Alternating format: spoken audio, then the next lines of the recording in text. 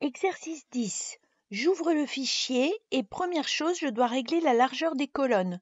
Je clique sur le nom de la colonne, donc là sur la case A, un clic droit, largeur de colonne.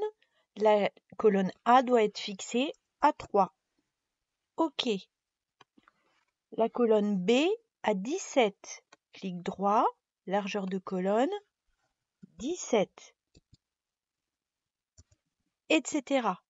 Alors là, j'arrange juste, je vous laisse faire le reste. Deuxième chose, dans la case F17, on me demande d'écrire plus 10%.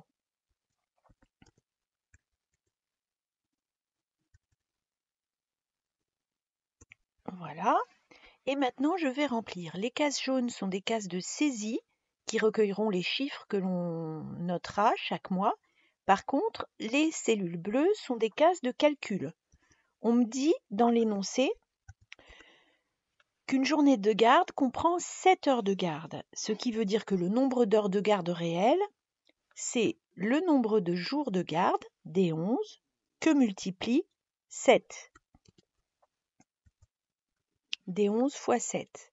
Le salaire de base va être le nombre d'heures, donc égal le nombre que nous avons calculé en D12, 126 heures, à 8 euros. Au passage, je formate toutes ces cellules en euros en les sélectionnant et en appuyant sur le petit symbole, le billet de banque monétaire.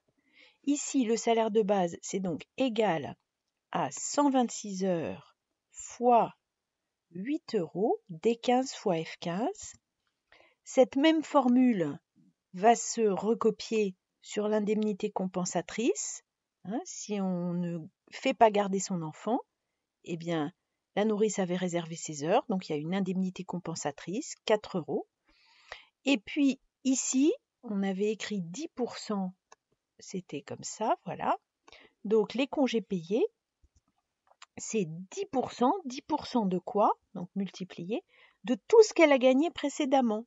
Et il y a deux choses, donc j'ouvre une parenthèse, il y a le salaire de base, G15, plus l'indemnité compensatrice d'absence.